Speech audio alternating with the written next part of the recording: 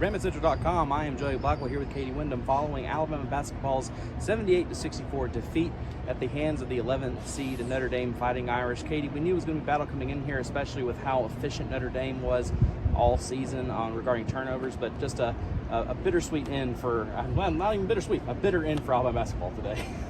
Yeah, there was a lot of bitterness in this game, starting out with Javon Quinterly getting hurt in the opening minutes, Charles Bediako fouling out in the second half, so then you're down two starters, and then like you said, the season comes to an end too. But you brought up Notre Dame coming in was a team that didn't turn the ball over a lot, and Alabama actually was able to turn them over quite a bit today. But today the problem was just they could not get shots to fall.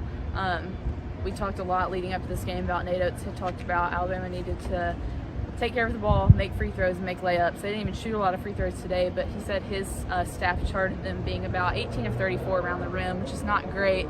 There was a lot of times Jade Shackelford drove to the basket, just couldn't get it to fall. Juwan Gary had several right at the basket that he couldn't get to fall, and ultimately without Javon Quinterly, the offense just couldn't get things going, and until Keon Ellis kind of started to get a little hot when it was too little too late.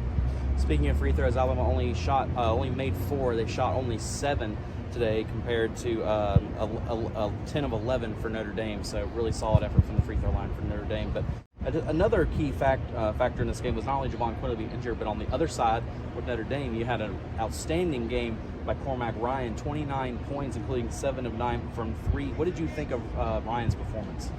Yeah, it was just, March is kind of sometimes when you see the stars shine their brightest, and that was him tonight. I think I said in the postgame that this is a season high, maybe even a career high for him in points, and from the very beginning he was just hot from 3, and then really he had the dagger late in the game, late in the second half when Alabama had finally started to show a little bit of life, kind of cut into the deficit, and they played really solid defense for the whole possession, regarding him face to face, and with 1 second left he heaved up a shot, rolled around the rim and dropped it, and that just kind of signified the game and really the season for Alabama. But he was phenomenal tonight. 29 points, 10 of 13 from the field, 7 of 9 from beyond the arc. And really, they only had 3 other guys outside of him make threes, but those 7 are a lot to pile up quickly. And he was a major problem for Alabama tonight. Well, with that, Alabama's season is in the books. They finished with a 19-14 record. They'll be going home. Meanwhile, the Fighting Irish will face 3-seed Texas Tech on Sunday, in what sure to be a good game. You have a Texas Tech team that's been phenomenal all season long, and a Notre Dame team that's really come around over the past few weeks.